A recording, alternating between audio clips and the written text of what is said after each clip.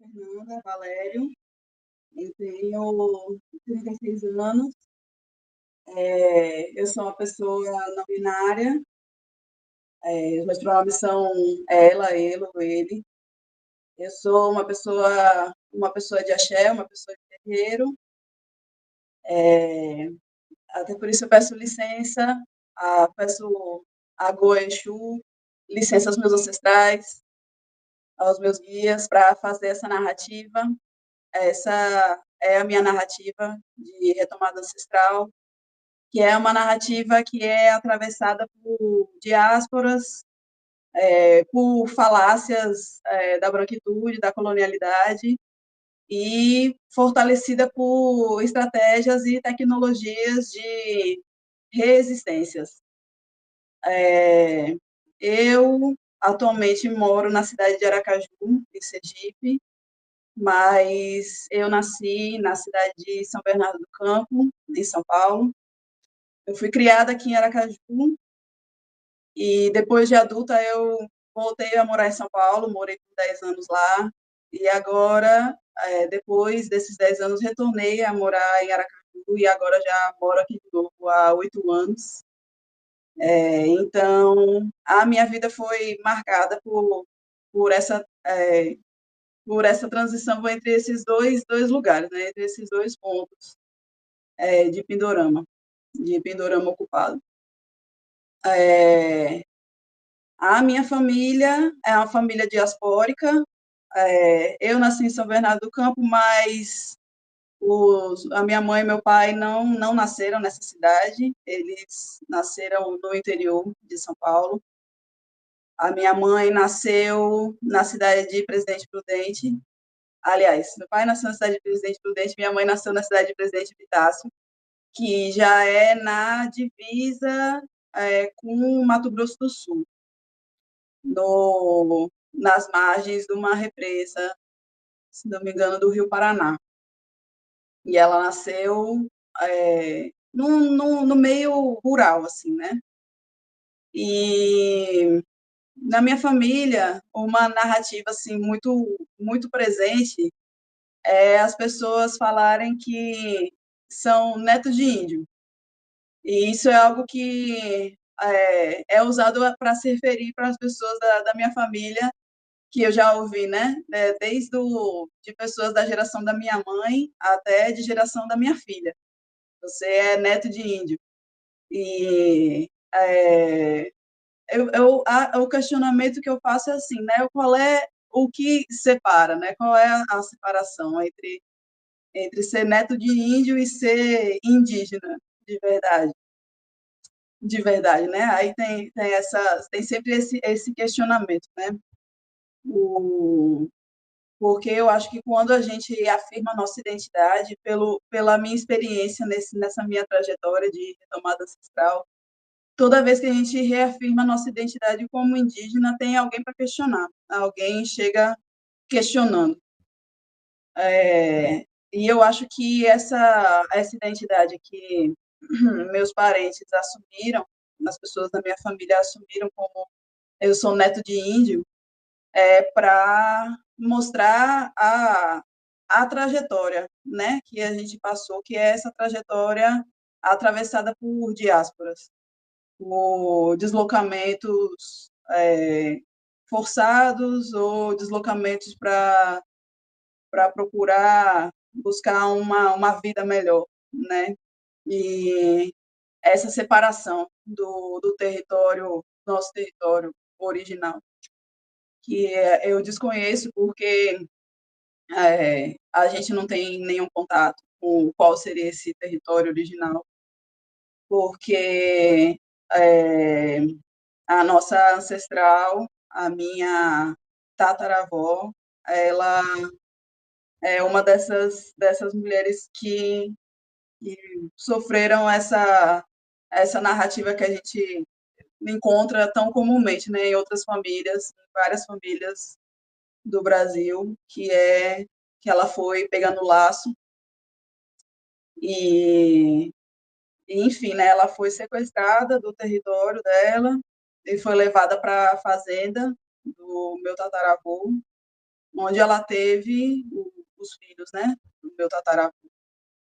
E então, tipo, a minha família, ela passou por essa transição de ser, de estar no território original, aldeada, para depois estar num espaço rural, para depois estar num espaço urbano, né? Como eu já falei, a minha mãe, ela nasceu num espaço rural, e ela sempre fala, né, da casa que ela morava quando era criança, que ela nasceu numa casa de pau a pique, na margem da represa, que minha avó criava coelho, criava galinha, tinha a hortinha no quintal. E mas quando ela era criança ainda, o meu tio mais velho, ele foi para São Paulo. Ele passou um tempo sozinho em São Paulo, chegou a dormir na rua e tal, até ele conseguir um emprego e conseguir juntar dinheiro suficiente para comprar um terreno na periferia, né, em São Paulo. E depois a família veio, meu avô e meu tio levantaram a casa deles na cidade. Então, minha mãe, ela nasceu, passou parte da infância, né, nesse espaço rural, mas ela foi criada também na capital paulista, né, no espaço urbano. E eu a vida toda ouvi, né, ela se questionando assim, o que é que eu sou, onde eu estou, assim, onde eu me encaixo, porque ela sabia que não era branca, mas sabia também que não era negra, e por ter esse deslocamento do território, de um território de aldeada, né, ela também não se considerava indígena, só tinha essa, essa identificação como neta de índio, né? É, e, de fato, assim, o avô dela, o meu bisavô, ele, ele também morava nesse espaço rural, mas ele era o benzedeiro, assim, né, daquele território em que eles moravam. Ele era benzedeiro, rezadeiro. é, as histórias da minha família é que ele tinha uma cobra de estimação, ele tinha uma cobra que acompanhava ele, e já o meu avô, filho dele, era uma pessoa extremamente católica, muito, muito católica, que quando os crentes batiam na porta dele, ele voltava para dentro de casa para discutir a Bíblia e tal. Mas tinha esse traço do catolicismo popular, né? E tanto que a minha avó, a esposa dele, levava os filhos para benzer e tal, quando estava doente, levava no benzedeiro para ver o que poderia ser feito de medicina tradicional. E, é, mas aí foi com esse distanciamento do território original da nossa família que foi surgindo essas dúvidas, né? E com a miscigenação e com essa busca por viver uma vida melhor, né? Porque a referência que tem na minha família de uma pessoa odiada é isso, de uma pessoa que sofreu uma violência, de uma pessoa que foi sequestrada. E o meu tio, quando ele foi para São Paulo, ele estava procurando uma melhora, né, de vida para minha família. Então, acho que a ideia que ficou é que a pessoa indígena, os índios, né, são pessoas atrasadas, né? A gente sabe que isso é uma narrativa que foi imposta, né, como projeto de Brasil para tentar é uma estratégia, né, de etnocídio por integração, né? Teve o etnocídio por extermínio mesmo, mas existe esse projeto de etnocídio de um projeto eugênico de integrar as pessoas nas sociedades. Não lembro quem é que foi que falou, foi algum mais velho, que disse que o Estado brasileiro quer acabar com os indígenas para transformar eles em pessoas pobres, né? Em pobres, quer exterminar essa classe indígena e integrar na classe de povo. Então, foi meio isso que aconteceu com a minha família.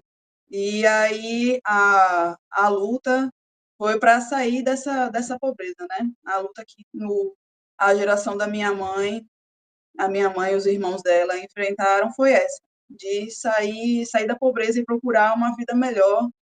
Então, eles se distanciaram cada vez mais dessa identidade indígena.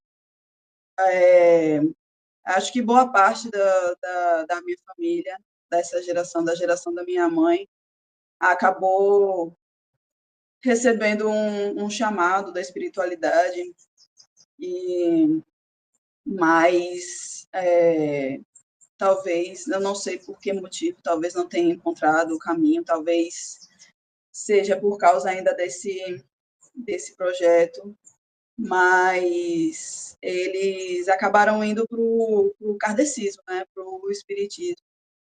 A minha mãe, inclusive, é espírita. E só que na minha geração, na geração minha e das minhas irmãs, no caso da gente, né, meu e das minhas irmãs, já teve um chamado um pouco diferente, né, que trouxe a gente para o candomblé sergipano. E isso, para mim, é um grande mistério, porque, assim, a minha avó, a minha tataravó, que foi sequestrada, a gente não sabe onde ocorreu esse sequestro no território de Pindorama,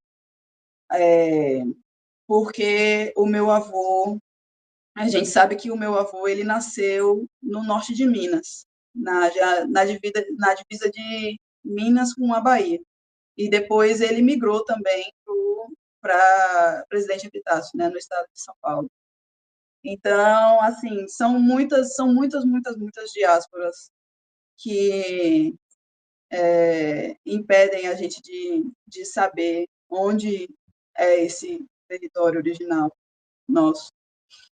Mas ocorreu de meus pais migrarem de novo, minha mãe migrar de novo para cá, para Aracaju, por questão de trabalho. E aqui ela alcançou uma qualidade de vida que ela não teria, né, acesso morando em São Paulo. E eu fui criada numa família de classe média, aqui a gente nunca passou necessidade, e acabei, eu e as minhas irmãs, entrando para o candomblé aqui de Aracaju, aqui de Sergipe. E hoje em dia nós três somos iniciadas, eu e as minhas duas irmãs mais novas somos iniciadas no candomblé.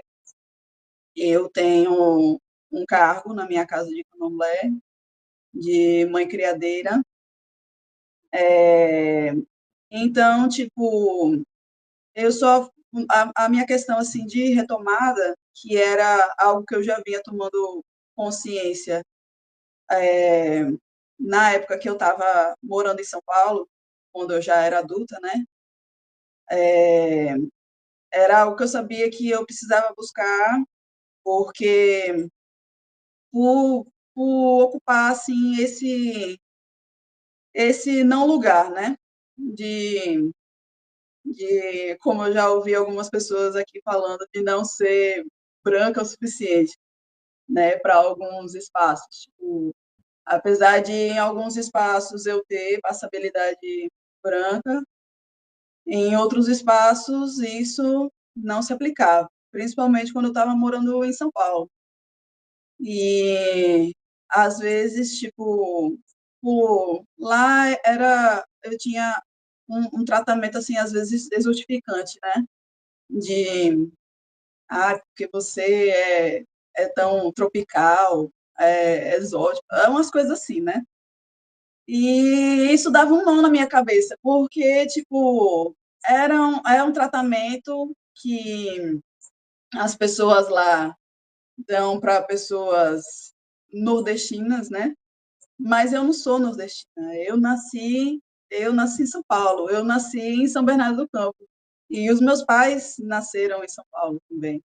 Então, tipo, por quê, sabe? O que estava acontecendo ali? E foi tipo quando eu comecei a ver que certas narrativas coloniais assim da construção, né, do Estado brasileiro, certas narrativas que sustentam, né, essa identidade nacional e essa cultura, né, cultura brasileira, certas coisas não fecham, a conta não fecha. E aí, tipo, eu comecei a investigar mais a fundo a história da minha família, e a ter contato com textos anticoloniais, tanto de pessoas negras quanto de pessoas indígenas, e comecei a tentar entender, né, o que estava acontecendo. Aí, quando eu retornei para morar aqui em Aracaju, em 2016, eu já estava tendo esse chamado, né, tipo, que já era um chamado da, da minha espiritualidade mesmo, né? Eu sentia que, tipo, eu tinha esse questionamento, mas que ele era também era guiado por alguma coisa que estava cuidando de mim, né? Os meus guias. E foi quando eu busquei cuidar da minha espiritualidade mesmo. E aí a minha irmã do meio, ela já frequentava a casa de Candomblé, que a gente faz parte. Ela ainda não era iniciada, mas ela já frequentava. E eu passei por uma situação muito difícil com um casamento com uma pessoa nas mãos de quem eu sofri violência doméstica. E eu pedia muito ajuda aos meus guias, falando que, tipo, que se eu conseguisse sair daquela situação, eu ia cuidar da minha espiritualidade, me cuidar, né, junto de uma comunidade, não tentar me cuidar sozinha, mas tentar desembaraçar esse nó sozinha. E então, quando eu consegui sair dessa situação, eu busquei essa casa de candomblé também, onde a minha espiritualidade foi acolhida e onde eu me iniciei. Então, uma das coisas que eu fico pensando é, tipo, que tem um motivo, né, por eu estar pela minha espiritualidade ter me levado para essa casa. Ainda mais porque as minhas irmãs estão lá também, iniciadas. Meu marido atualmente também é iniciado lá. Então, tipo, eu fico sempre pensando, né, de onde eu saí, de lá, do ABC Paulista, para acabar renascendo aqui no Candomblé Sergipano, em Aracaju. Deve ter algum motivo, deve ter uma circularidade nisso, né? Que para mim é um grande mistério, que eu não sei se algum dia eu terei essa resposta, mas é algo que me guia, assim, esse mistério é algo que me guia. Eu não tenho nenhuma esperança assim, de encontrar esse território original nosso, mas eu acho que todos os lugares em que a minha família já morou são o nosso lugar, né? Agora, eu digo que eu estou aquilombada nesse terreiro, que esse terreiro também é um lugar que acolhe pessoas de diversas origens, né? Diversas. Eu me iniciei com uma pessoa que também não é nascida aqui em Sergipe, o meu irmão de barco, né? Ele não é nascido aqui em Sergipe, ele é nascido na Bahia, no interior da Bahia. Então, todas essas coisas me fazem acreditar que tem um porquê das coisas serem assim, apesar de eu não saber, né, quem cuida de mim sabe, isso é o mais importante.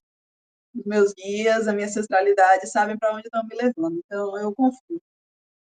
Então, tipo, a minha cultura de retomada é essa, de estar aquilombada no Ileaxel Montubi Oialuque, sob liderança da Iajose de Oiá, e nessa cultura, né, do candomblé de nação Queto, de nação Vodunagô, e a gente tem uma língua, né, que é praticada dentro do terreiro. Quem é de terreiro sabe que existe o ai, como é que chama? Como é que meu mais velho fala mesmo? O dialeto do terreiro, né? Que esse dialeto, boa parte é em português, mas outra boa parte é em Yorubá, em Quimbundo, em Kikongo, em Fon, e boa parte também do tronco tupi, né? Palavras como curumim, coité, são do nosso cotidiano, tradições como dormir na esteira, fazer alimentos com milho, com tapioca, com raízes para alimentar os nossos ancestrais, são do nosso cotidiano também. Então, isso mostra como o terreiro é esse espaço que acolhe pessoas em diáspora, né? Inclusive pessoas indígenas. Apesar de que, dentro do candomblé, nem sempre isso é reconhecido, né? Nem sempre a presença indígena é reconhecida, e, às vezes, é reconhecida pela metade, né? Reconhecida como coadjuvante, ou então como algo que participou da formação, mas que não existe mais, né? Porque, ainda mais, tipo, porque o terreiro, o candomblé aqui de Aracaju é composto por quilombos urbanos, né? Terreiros dentro da cidade. Então, ainda, né, de novo, volta essa visão de que o que uma pessoa indígena está fazendo na cidade, na capital. Mas a gente resiste e existe nesses espaços, seguindo com uma tradição que é nossa também, uma tradição que é afro-indígena.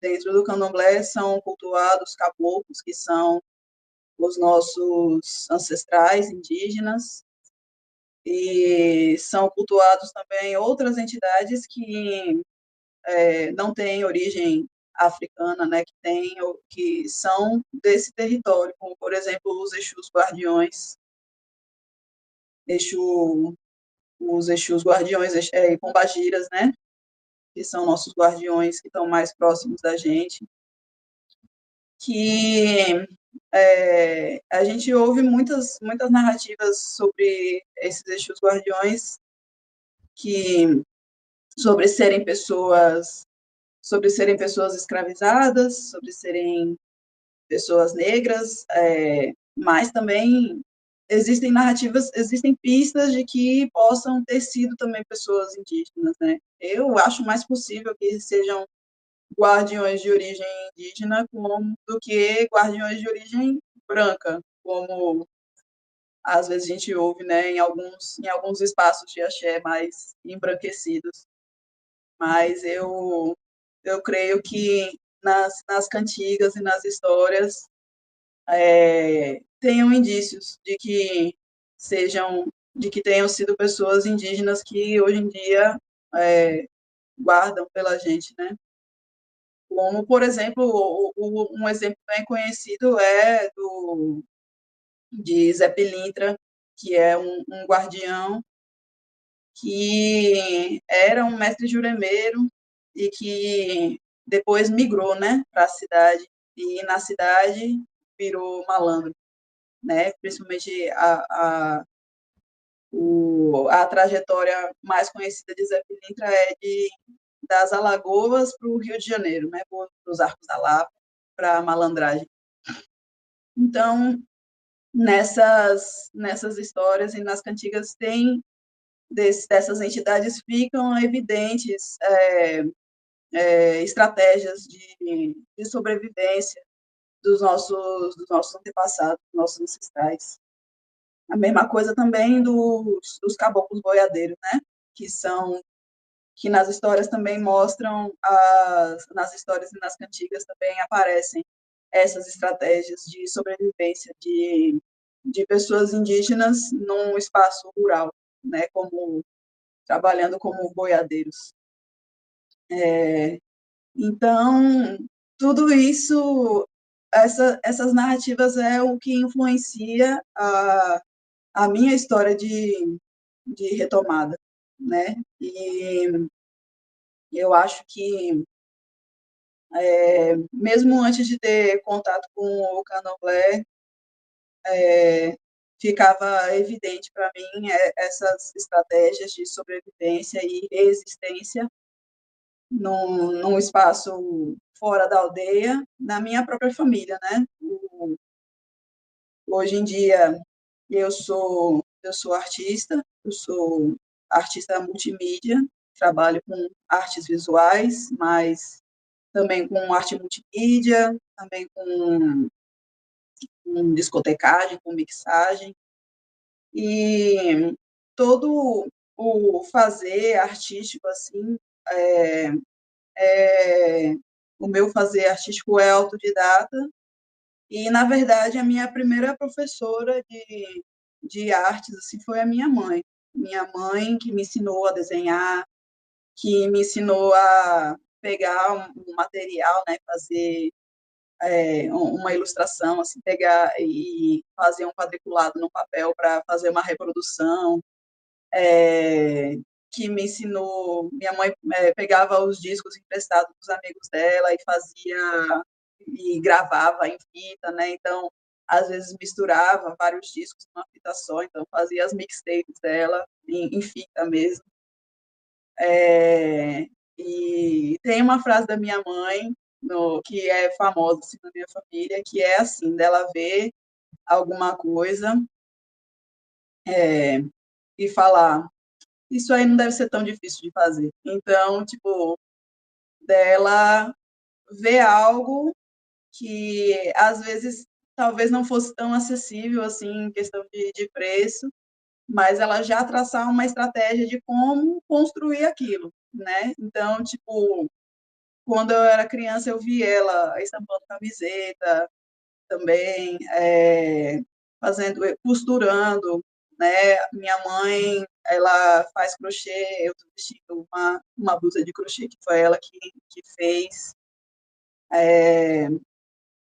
Então, essas estratégias de fazer, de ver e fazer e não esperar que seja, que, sei lá, que seja dado na mão dela ou que ela tenha dinheiro suficiente para comprar,